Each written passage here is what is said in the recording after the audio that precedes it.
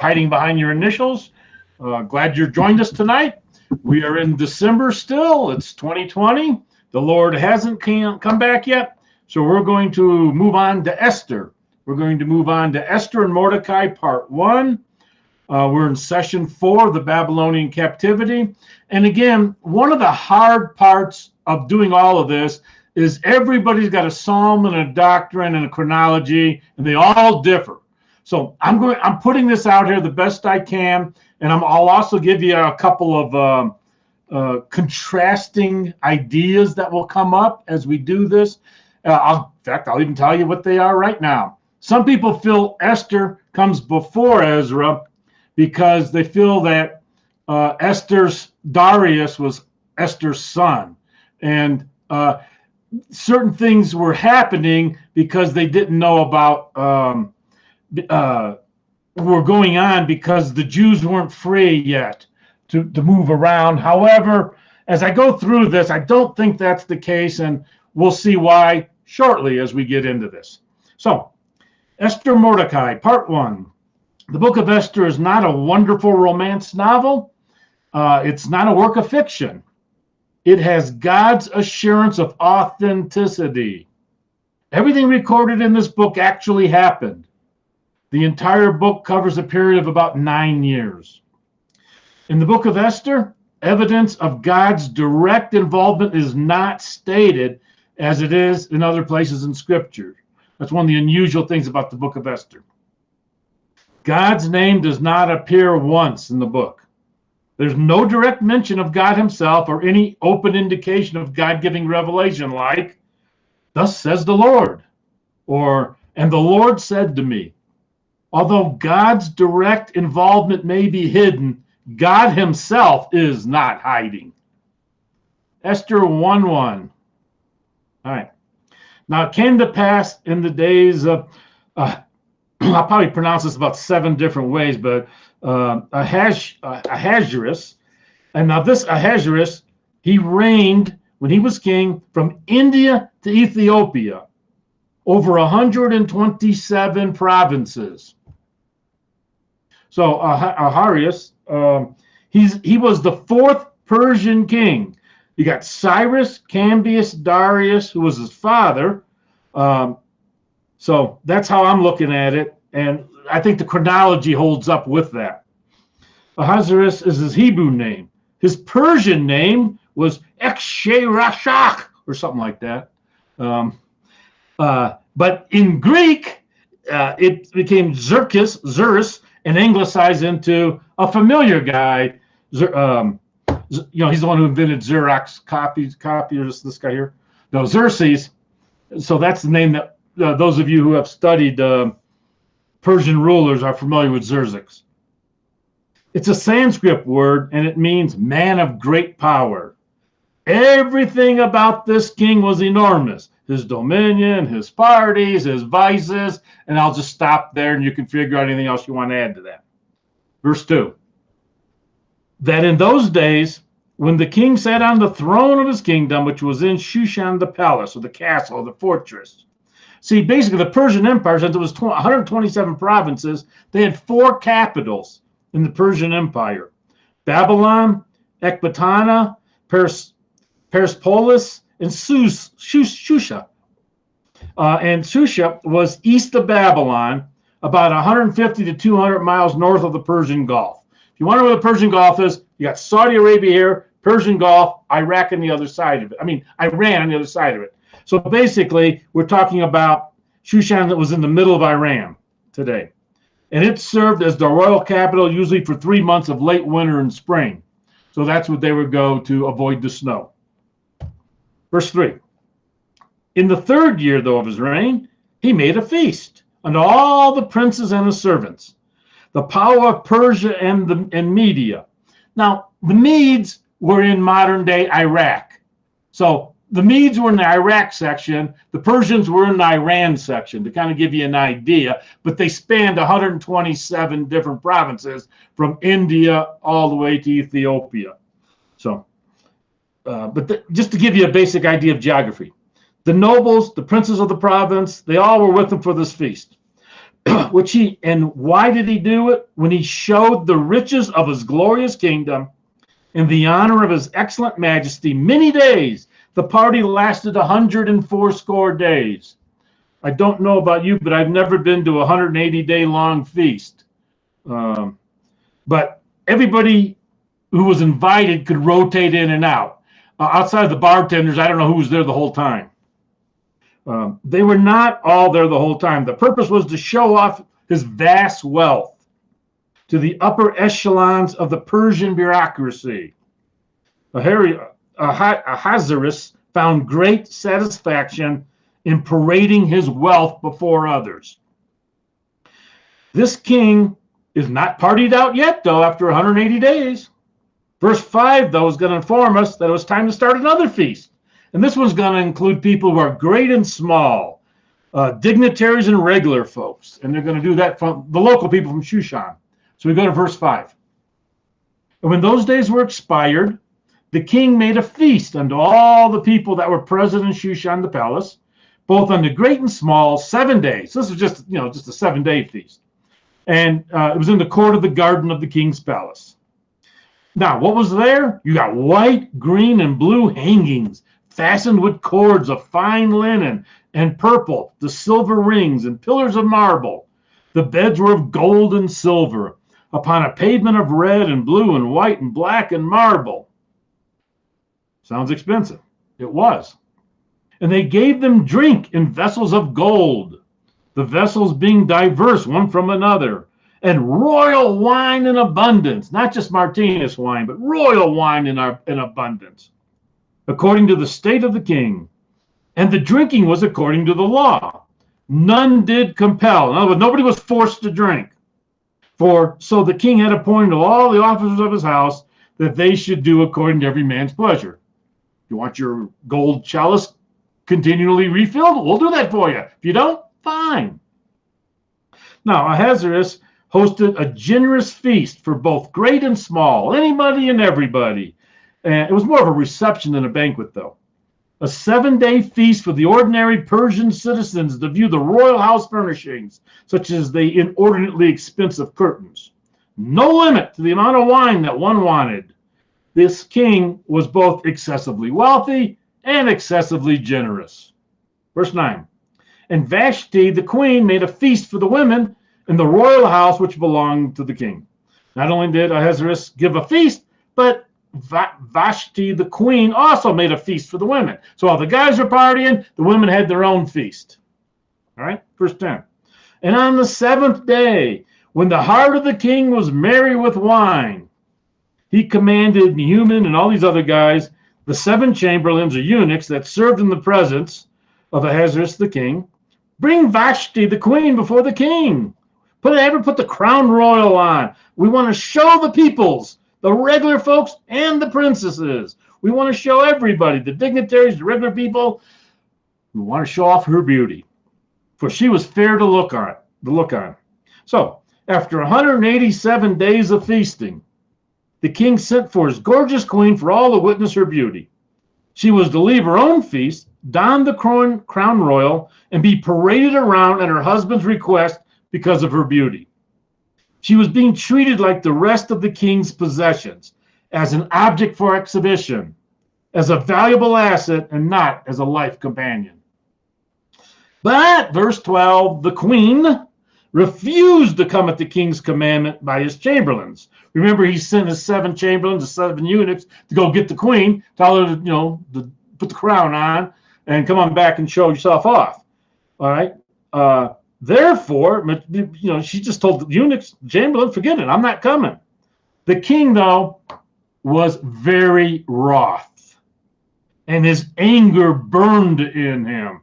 Remember how everything he does to excess? Well, his anger's right there, too.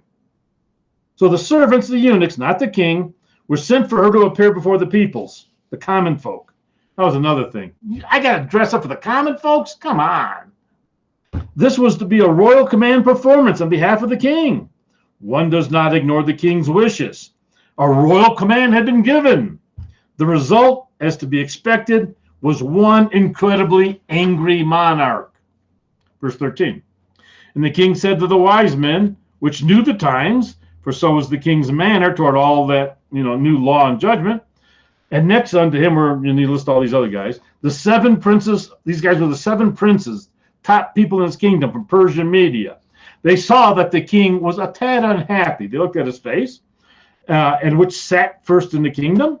And he asked them a simple question. What shall we do unto the queen Vashti according to the law? Because she has not performed the commandment of the king by the chamberlains. And Memucan answered before the king and the princes, Vashti the queen hath not done wrong to the king only, but she's done wrong to all the princesses and to all the people that are in all the provinces of the king. For this deed of the queen shall come abroad unto all women, so that they shall despise their husbands in their eyes, when it shall be reported. When it gets out that the king commanded his queen to come and be brought before him, and she didn't come. Likewise, all the princesses of Persia and Media say, this day unto all the king's princesses which have heard of the deed of the queen, thus shall there arise too much contempt and wrath.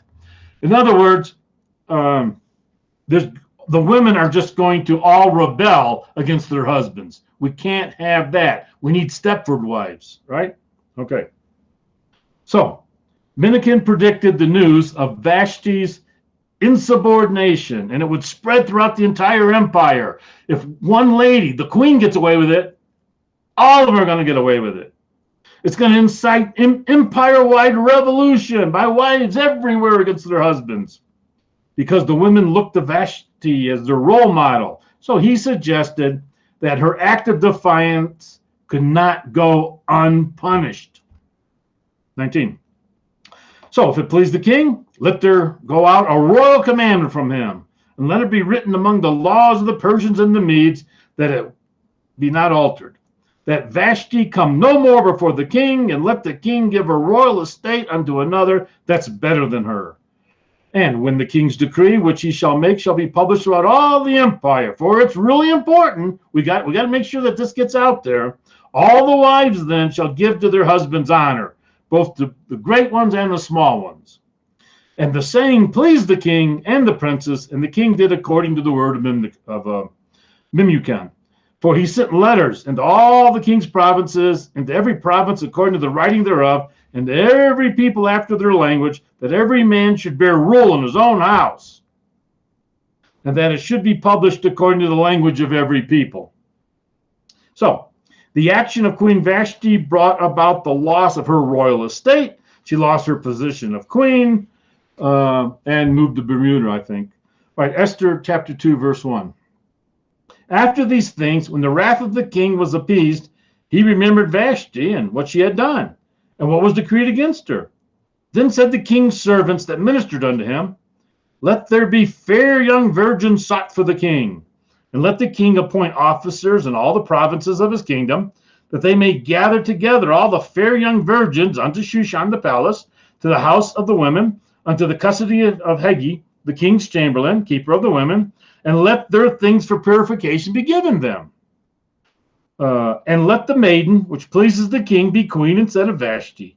And the thing pleased the king, and he did so. So they started a beauty pageant in all the provinces where Ahasuerus ruled. And the prize was not queen for a day or being the bachelorette or anything like that, but she was going to be queen of the empire. The contrast, side note, the contrast between Judah and Israel were lost in a strange land. Nebuchadnezzar's campaign had been against Judah, so everybody who was from this area was called a Jew, because that was the name used by Gentiles of the people that had been living there. So verse 5. Now in Shushan, the palace, there was a certain Jew. His name was Mordecai. He was the son of Jael, the son of Shemiah, the son of Kish, a Benjaminite, who, now, this is one of the reasons that I believe that we're dealing many, many more years down the road, and why it can't be before Ezra. The age of Mordecai has been a matter of discussion. The who in verse 6 can grammatically refer to Kish from verse 5, who was Mordecai's great-grandfather. If it's relating to Mordecai, then Mordecai would have to be at least 114 years old during the third year of this king's reign. That is, if he was taken as a newborn into captivity, which was not likely. So he's quite a bit older than 114. Esther was Mordecai's uncle's daughter. So basically, Esther was Mordecai's cousin, who was still, and she was very young still at the time. Thus, an ancestor of Mordecai being taken into captivity is more reasonable than Mordecai himself. Verse 6. All right, so Mordecai had been, or if we go with how it reads, it could grammatically read Kish. So, who had been carried away from Jerusalem with the captivity, which had been carried away with Jehoiachin, was king of Judah, whom Nebuchadnezzar, the king of Babylon, had carried away. And he brought up Hadassah, that is Esther, his uncle's daughter, for she had neither father nor mother, and the maid was fair and beautiful, whom Mordecai, when her father and mother were dead, took her for her own, as his own daughter. So Mordecai was a Benjaminite, was from the tribe of Benjamin, and he's going to end Jehovah's war against Amalek that was entrusted to another Benjaminite, namely Saul, much earlier. We will go into great detail about that next week. He was part of the royal complex, Mordecai was, and he had raised Esther as his own after her parents had died. Mordecai only has a Gentile name, and it reflects the name of the patron deity of Babylon, Marduk. So Mordecai basically was named after a Babylonian deity, Marduk. His name, though, did not point to his character, as some names do. Now, Esther's Hebrew name was Hadashi, which only appears here, and it means myrtle. Her non-Hebrew name of Esther has been connected with the Persian word stara, or star, or with the Babylonian goddess Ishtar. So we've got Marduk and Ishtar. They're named after pagan gods, but that's not how they're going to operate. To try to assume complete control over captives, you try to break them from their past as much as possible. You do that by creating new identities, giving them new names, telling them to destroy statues. So you do all kinds of things like that is what you do to when you take over a nation. You want to change their identity. You want to destroy their past. So Esther was young, she was beautiful, she was pure, and she was an orphan. Verses 8 and 9. So it came to pass, when the king's commandment and his decree was heard, and when many maidens were gathered together in the Shushan the palace to the custody of Haggai, that Esther was brought also unto the king's house to the custody of Haggai, keeper of the women. Now, he was a chamberlain, which is the word for that is eunuch.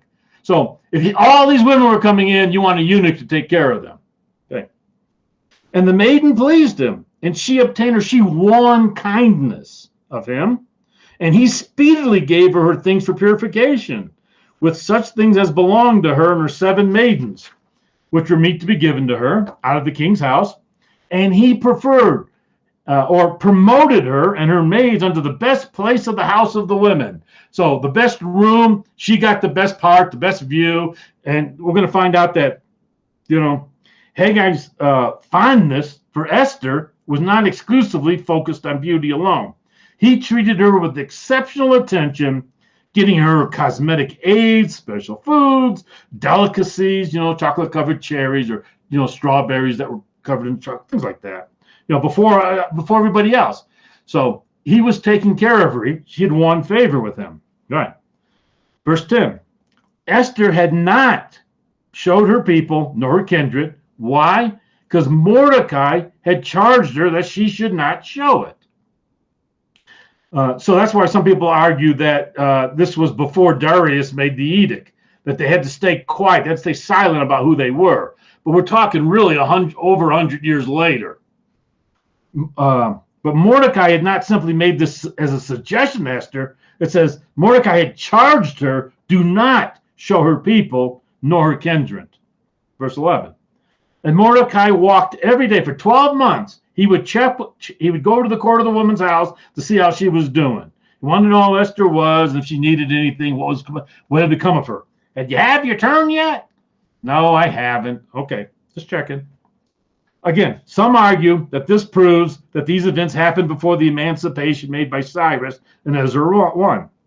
No such secrecy would have been necessary, and no thought of allowing the people whom he had just emancipated to be exterminated, as is going to be described later in this book. Cyrus would be Esther's son and would be carefully prepared by her and Mordecai to begin his reign by emancipating the Jews when the 70 years of captivity had ended. They also say it was Mordecai who was taken into captivity during the reign of Jehoiachin and not his relative Kish. From the carrying away of Jehoiachin to Esther's marriage to King Ahasuerus is in his 7th year. It was only 22 years. Now, all of this is a possibility, but those dates do not coincide correctly with the 70 years of captivity and some of the other dating we're going to see. I'm presenting another argument because there has been lots of things written. You may have heard of a guy named E.W. Bullinger, and he's one of the guys who promulgates all of this. His side of it is saying it that way. A great scholar. So the point is that there's a lot of people who have been working on this for a long time, and I'm going to present it. I'm not going to rule anything out, but this is how I see it. Verse 12. Now, when every maid's turn was come to go unto the king, after that she had been 12 months in preparation and purification, according to the manner of the woman.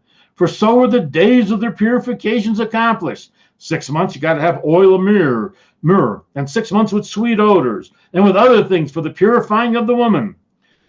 Then, after a year, thus came every maiden unto the king, and whatsoever she desired was given her to go with her out of the house of the woman unto the king's house. So, when it's her turn to come up, whatever she thought that was going to help her with winning influence with the king, she could take with her.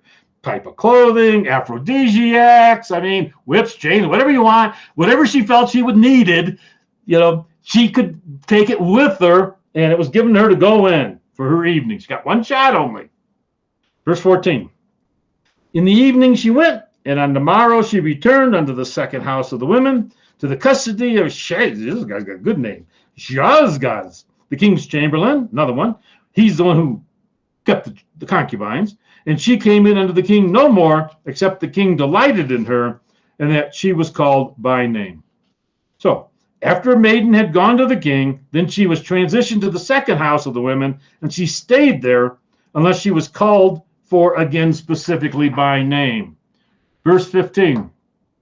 Now, when the turn of Esther, the daughter of, so here's her father's name. She was the daughter of Abihail, the uncle of Mordecai, who had taken her for his daughter, was come to go in unto the king. She required nothing but what Haggai, the king's chamberlain, the keeper of the women, appointed. And Esther obtained favor in the sight of all them that looked upon her. So Esther was taken into King Ahasuerus into his house royal in the 10th month, which is the month Tebeth, in the 7th year of his reign. And the king loved Esther above all the women, and she obtained grace and favor or kindness in his sight more than all the virgins, so that he set the royal crown upon her head and made her queen instead of Vashti. Right. When it was Esther's turn to appear before the king, she relied on the wisdom of Haggai, the keeper of the royal harem. Well, he knew the king's preferences, so she took nothing in with her. This would show that she was not aggressively seeking the queenship or trying to outdistance the other candidates.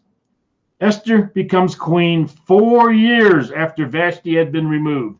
Some say it was because he did a military campaign in Greece. We don't know for sure, but the ladies were a year in getting ready. So all of this ties into why it took this long 4 years later. Verse 18. Then the king made a great feast unto all his princes and his servants, even Esther's feasts. And he made a release or a holiday. Holiday in the provinces. Everybody gets a day off with pay. And he gave gifts according to the state of the king. King Ahasuerus certainly appears to have been quite the party animal. This party was a feast in honor of Esther, his new queen. Verse 19. And when the virgins were gathered together the second time, then Mordecai sat in the king's gate. Esther had not yet showed her kindred nor her people, as Mordecai charged her. For Esther did the commandment of Mordecai, like as when she was brought up with him. When Mordecai took her in, she was obedient. She stayed obedient, even though she's the queen now. Earlier, it was stated that Esther was not to show her people nor her kindred because Mordecai had charged her that she should not. Here it enhances that request even though Esther had been selected to be queen. She still followed Mordecai's instructions like she had done when she had lived with him. Why did Mordecai want her to keep silent? He made his decision either on his own initiative or perhaps God had instructed him to tell Esther not to identify her ancestry. Remember, God's not mentioned in here. So did God tell him, or did he just figure out that'd be the best thing? Verse 21. In those days, while Mordecai sat in the king's gate, or the king's porch, two of the king's chamberlains, Bigthan and Teresh, of those which kept the door, they were wroth, and they sought to lay hand on the king. So Bigthan and Teresh became angry enough that they conspired together to assassinate the king. Verse 22. And the thing was known to Mordecai. Well, Mordecai, he worked in the porch. He was at the gate. He could hear the rumors, the scuttlebutt of what was going on. So he was in a position to hear about stuff like this that was happening. And he tells Esther, the queen. And Esther certifies the king thereof in Mordecai's name. So Mordecai finds out about it, tells Esther. Esther tells her husband, the king, and but she does it in Mordecai's name. So the plan of Bigthan and Teresh reached the ears of Mordecai. Mordecai communicated their plan to Esther, who then told the king about it. This she did in Mordecai's name. That's very important later on. Verse 23. And when inquisition was made of the matter, it was found out. Therefore, it was found out. So what happened to them? They were both hanged on a tree. And it's written in the book of the Chronicles before the king. They kept a record of it. With the hanging of the two conspirators, the plot to assassinate the king ended really quickly. There's no appeal, no lawyers, so you'll get it done real fast. Okay. Esther 3, verse 1. After these things did King Ahasuerus promote Haman, the son of Hammedatha, the Agagite, and advanced him and set his seat above all the princes that were with him. So he became second in command. Being the son of Hammedatha the Agagite, a descendant of Amalekite kings, Haman was of peoples whom God loathed. God had declared that he would war with the Amalekites from generation to generation. Thus, the relationship between the Israelites and the Amalekites was never gracious, never fraternal, never amiable. In fact, Exodus 17 tells us this. Exodus 17, 14 through 16. And the Lord said to Moses, write this in the book. Write this for memorial in the book. Rehearse it in the ears of Joshua. For I will utterly put out the remembrance of Amalek from under heaven. And Moses built an altar, called the name of Jehovah Nissi, and he said, because the Lord had sworn that the Lord will have war with Amalek from generation to generation. All right? If in Amalek, and particularly one who was later identified as being an Agagite, were to be promoted, then that would not have pleased God.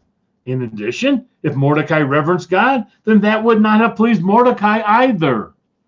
But the point I want to bring out here is from generation to generation. Over a long period of time, it was supposed to start with Saul, but it wasn't going to end there. We'll cover that next week. All right, Exodus 3, verse 2.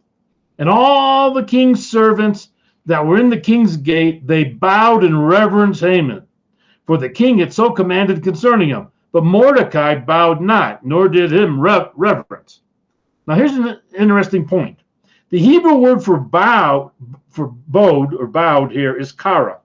It's the word used for bowing to idols, not kaha, which is the normal word used for bowing to kings or others in authority. Haman expected to be treated like he was good to be bowed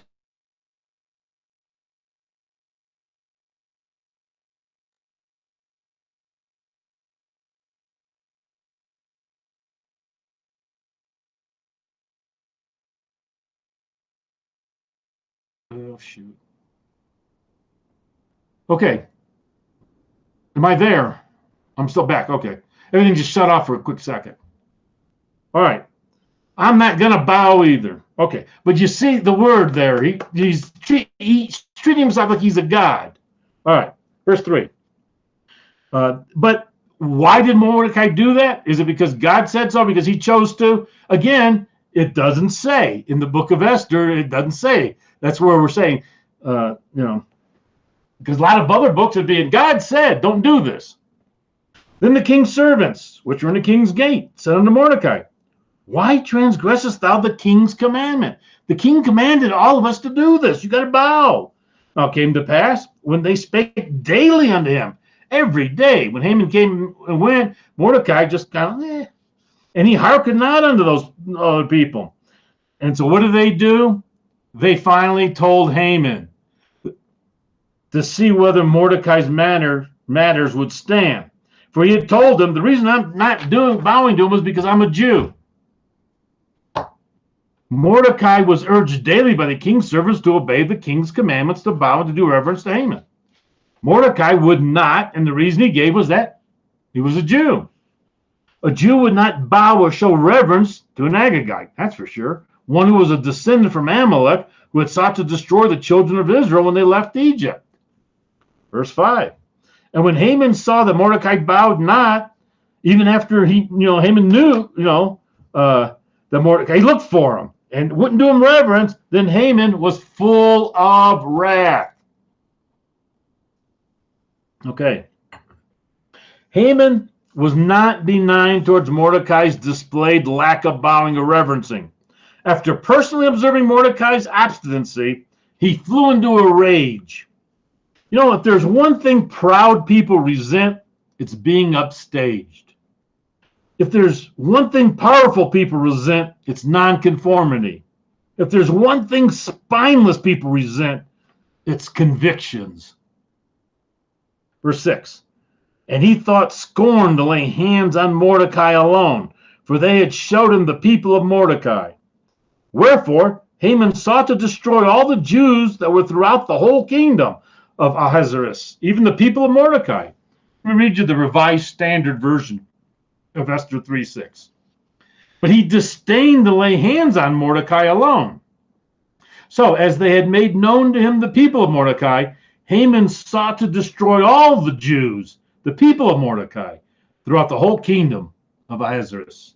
Young's translation of Esther 3:6 reads, and it is contemptible in his eyes to put forth a hand on Mordecai by himself, for they have declared to him the people of Mordecai. And Haman seeks to destroy all the Jews who are in all the kingdoms of Ahasuerus, the people of Mordecai. In a lot of the movies today, they just don't go after the guy; they go after the family too, right? Well, here's the same thing. We're not just going to go get Mordecai; we're going to take all the Jews and kill them all. When Haman saw that Mordecai neither bowed to him nor did him reverence, he sought to have not just Mordecai, but all his kindred, the Jews, destroyed. One could say he was planning destruction like a true Amalekite. This was another assault of Satan on the nation that the seed of the woman would come from. And a reminder, we do not wrestle against flesh and blood. I think you kind of get an idea of who is behind Haman doing the things he's doing. Verse 7. In the first month, that's the month Nisan, in the 12th year of King Ahasuerus, they cast pure, that is the lot, before Haman from day to day and from month to month to the 12th month, that is the month Adar. By casting a lot, or pure, that's the Hebrew word for it, the 12th month Adar, which is February, March, was chosen. This was to be the fortuitous time when Haman would plan to destroy the Jews. Having gotten the day and the month, Adar the 13th, Haman could now go to the king with his plan. So basically, they threw lots and waiting, okay, because they're basically, by chance, what is the most fortuitous day? Instead of checking with the stars, they threw lots and ended up with Adar the 13th. Verse 8. And Haman said to the king, there's a certain people, he's not identifying them, There's a certain people scattered abroad and dispersed among the people in all the provinces of thy kingdom, and their laws are diverse from all people. Neither keep they the king's laws. Therefore, it is not for the king's profit to suffer them. If it please the king, let it be written that they may be destroyed. And you know what? I'll pay 10,000 talents of silver to the hands of those that have the charge of the business to bring it into the king's treasury. So Haman offers the king an extremely high bribe to destroy the people of Israel, although he never mentions by name who the subordinates were. Some scholars estimate that this amount was equivalent to 2/3 of the annual revenue of the whole empire. So, that's 60 to, they're saying it's somewhere between 58 and 67% of the annual revenue of the entire empire is how much he's offering him. Well, I don't know about you, but would you like to take 2/3 of your pay for the year from 127 provinces up front? All right. Haman was in the position to make such recommendation to the king. He held the position above all the other princesses. It would have been his responsibility to know if there was subversive forces at work in the kingdom, and then his job would be to make a recommendation as to how they should be dealt with. There are disloyal insurgents, subversives in the kingdom. We must deal with them. Verse 10. And the king took his ring from his hand, gave it to Haman, who is called the Jews' enemy. In fact, he's called the Jews' enemy 4 times. Haman is again identified as being the son of Hammedatha the Agagite, an enemy of the Jews. Both by kindred and by choice, he is identified as an enemy to God's chosen people. And he's called that 4 times in Scripture. Now, if you want to be known as something in the Scripture, being an enemy of God's people is not one of the things that's really high on the list, is it? Verse 11. And the king said to Haman, the silver is given to thee, the people also. Do with them as it seems good to thee. Just don't bother me. This was the aim of the great enemy, right? He wants to get rid of God's people, but he's using Haman, just like he tried to use Pharaoh in Egypt earlier to get rid of God's people. Kill all the babies. Well, the Christ line was eventually going to have to be born. Same thing here. The aim of the great enemy of God and God's people from Genesis 3:59 does not like God's people. Haman had been entrusted by Ahasuerus with a responsible position, but he's using that position to further a personal agenda. His proposed destruction of the Jews was not for the good of the king. He was not genuinely seeking to promote the kingdom of Ahasuerus, no matter how he might have portrayed this proposal. However, since his proposal had gotten the approval of the king, he's free to move forward with the implementation of his plan. Verse 12. Then were the king's scribes called on the 13th day of the 1st month, and there was written according to all that Haman had commanded unto the king's lieutenants, to the governors that were over every province, to the rulers of every people of every province, according to the writing thereof, and to every people after their language. He's translating it in all their languages. In the name of King Ahasuerus was written, and it was sealed with the king's signet ring. And the letters were sent by post into all the king's provinces. Okay, you can destroy, kill, and cause to perish all Jews, both young and old, little children and women, in one day, even upon the 13th day of the 12th month, which is the month Adar. And then you get to take, here's the incentive why you want to do that. You can take the spoil of them for a prey. After you totally destroy them, you can take their houses, you can take their vehicles, their camels, whatever you want. It's all yours. And the copy of the writing for a commandment, this imperial decree, is given in every province, and it's published unto all the people that they should be ready against that day. And the post went out, being hastened by the king's commandment, and the decree was given also in Shushan the palace. And the king and Haman sat down to drink. But the city of Shushan, they were perplexed. They were thrown into confusion. They go, what the heck is going on? Haman's plan had been set in motion. The orders had been approved by Ahasuerus, and the delivery system had been activated, so that when the day selected by the casting of lot, known as Pur, arrived, the Jews could be destroyed. The decree of a king could not be broken. Not even the king himself could change a decree once it had been sealed with the signet ring. Thus, permission has been granted on behalf of the king to destroy all the Jews in that certain day. Chapter 4, verse 1. And when Mordecai perceived all that was done, Mordecai rent his clothes, put on sackcloth with ashes, and he went up into the midst of the city, and he cried out with a loud and a bitter cry. And he came even up to the king's gate. However, nobody was supposed to enter the king's gate clothed in sackcloth. You're breaking the law. Mordecai's not bowing to Haman, nor showing reverence to him, had been what had led to Haman's planning to destroy the Jews. His actions had been the reason for the potential, the complete annihilation of God's people. And in every province, whithersoever the king's commandment and his decree came, there was great mourning amongst the Jews. And they started fasting and weeping and wailing, and many lay in sackcloth and ashes, as word got out all throughout the kingdom. That's how they responded. The news of these events and then Mordecai's actions were brought to Queen Esther's attention. So Esther, verse 4, Esther's maids and her chamberlains came and told it to her. Then the queen was exceedingly grieved, and she sent raiment to clothe Mordecai and to take away a sackcloth from him. But he received it not. She wants to keep him alive so they can come up with a plan of something. Esther sent proper clothing to Mordecai. He refused them. But Esther persisted in trying to find out what the heck was going on with them. Then called Esther for Hatak, one of the king's chamberlains, whom he had appointed to attend upon her, gave him a commandment to Mordecai to know what it was and why it was. So Hatak went forth to Mordecai into the street of the city, which was before the king's gate. Her envoy to Mordecai went to find out what was happening and why. And Mordecai revealed the explanation for his lamentation to Hatak, and then gave him a copy of the edict to give to Esther. And Mordecai, verse 7, told him of all that had happened unto him, and of the exact sum of the money that Haman had promised to pay to the king's treasuries for the Jews to destroy them. And he gave him a copy of the writing of the decree that was given at Shushan to destroy them.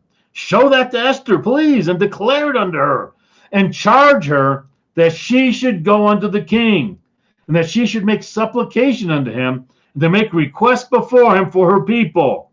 And Hatak came and told Esther the words of Mordecai. So now Esther has been informed about Haman's plot, about the money involved, and had received a copy of the imperial decree from Mordecai. Evidence, lots of evidence. Mordecai includes in his correspondence that it was time to approach the king to make a request on behalf of her people. It was time for her to identify who her people was or were. Verse 10. Again, Esther spake unto Hatak, and gave him commandment unto Mordecai, and all the king's servants, and the people of the king's providence. Do know that whosoever, man or woman, if they come to the king into the inner court when they're not called, there is one law, there's one imperial decree. You show up, you can get put to death. Unless, except such to whom the king should hold out the golden scepter that he may live.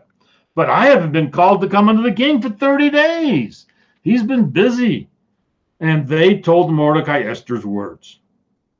Prohibition to enter without a summons was probably due to security protocols. You don't want people just wandering around your palace. So if they show up, we don't want to see them, off with their heads. Verse 13.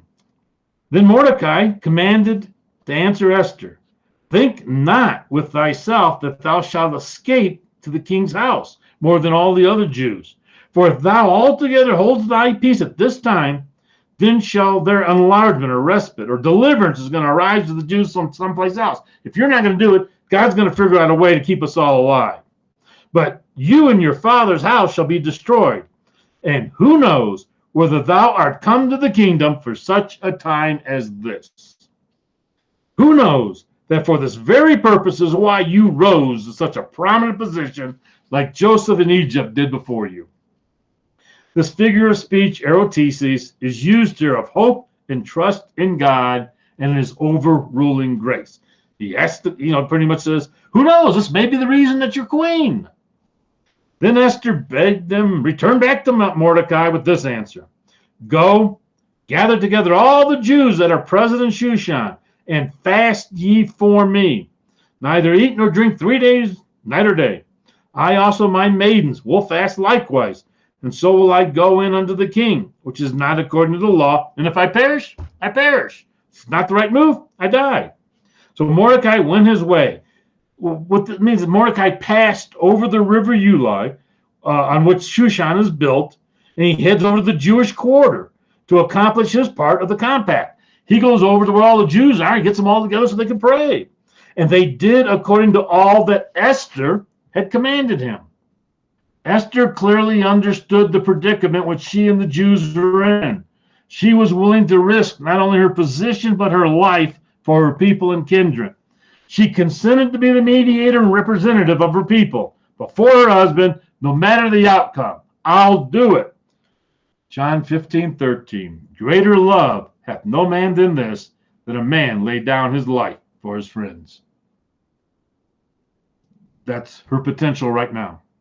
Mordecai would fast for 3 days. And of course, prayer is implied with fasting here. The Shushan Jews, they would fast. Esther and her maidens, they would fast. Esther would also plot her strategy, and when the time was right, she would move quickly. Chapter 5, verse 1.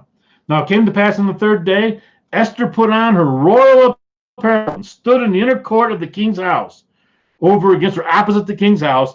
And the king sat upon his royal throne in the royal house. He's transacting business over against the gate of the porch or the entrance of the house.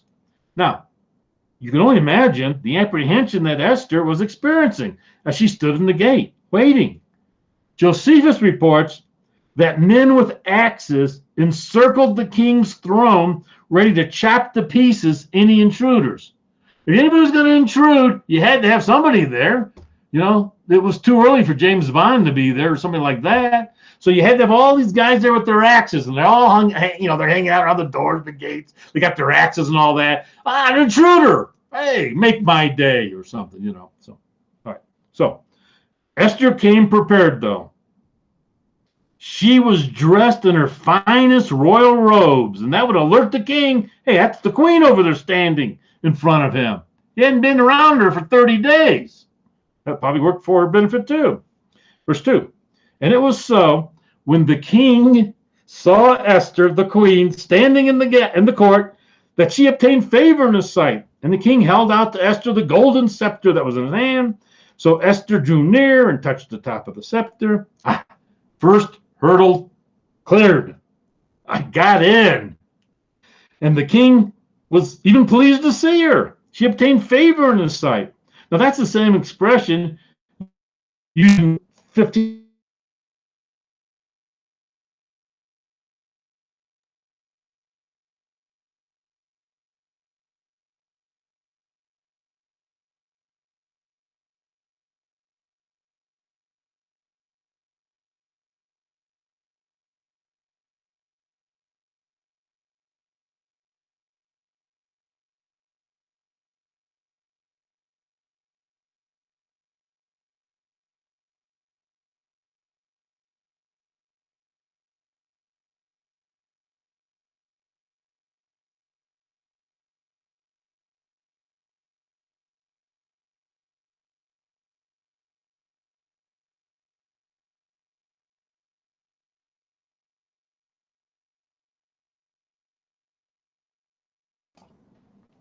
That's also what's used in Genesis 6:8. Noah found grace in the eyes of the Lord. This favor enabled him and his family to be saved from the worldwide flood. So she found favor. Verse 3. Then said the king unto her, What wilt thou, Queen Esther? What is thy request? It shall be even given thee half the kingdom. And Esther answered, If it seem good unto the king, let you, the king, and Haman come this day unto the banquet that I prepared for him. Then the king said, cause Haman to make a haste, that he may do as Esther had said. So the king and Haman came to the banquet that Esther had prepared. Esther made a simple request. She invited the king and Haman to a banquet, and the king not only accepted the invitation, if Haman's invited, you find out what he's doing, get Haman, and let's go. Make haste, Haman. Join us at Esther's banquet. Verse 6. And the king said unto Esther at the banquet of wine, what is thy petition? And this is, he's kind of figuring something's going on. And this petition word is question. What is the question that you have? You know, there's something more going on. And it shall be granted you. What is your wish? What is your request? What is it that you would like? Even to half the kingdom it shall be performed. You know, and what that basically means is a polite way of saying, I'll give you half the annual revenue of the kingdom. Verse 7. Then answered Esther and said, my petition, my request is, if I have found favor in the sight of the king, and if it please the king to grant my petition or my question, and to perform my request or my wish, let the king and Haman come to the banquet that I shall prepare for them, and I will do tomorrow, as the king has said. It had been established that the king enjoyed banquets, right? And it's established that this one was a banquet consisting of plenty of wine. So the king did not hesitate to agree to come to another one on the next day. Verse 9. Then went Haman forth that day joyful and with a glad heart. But when Haman saw Mordecai in the king's gate, that he stood not up, nor moved for him, he was full of indignation against Mordecai. Haman was having the greatest day of his life, being personally invited by the queen herself to another banquet. Nobody else is invited, just the king and him. That's it. And that Jew, Mordecai, wants to ruin my day. It seemed that Mordecai was becoming more brazen in withholding respectful acts of courtesy from him. Verse 10.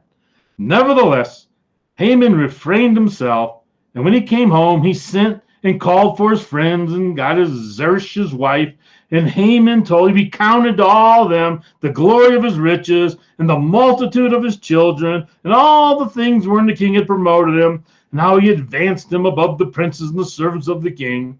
Haman said, moreover, yea, Esther the queen did let no man come in with the king unto the banquet that she had prepared, but me. And tomorrow I'm invited unto her with the king to another one. Yet all this avails me nothing so long as I keep seeing Mordecai the Jew sitting in the king's gate. Boy, that guy's getting to me. Haman is clearly enjoying talking about himself, and in a way that his audience should feel inferior to him. But that Jew Mordecai is getting to me. He then received some ill-guided advice from his wife, Zeresh, and his friends. Verse 14.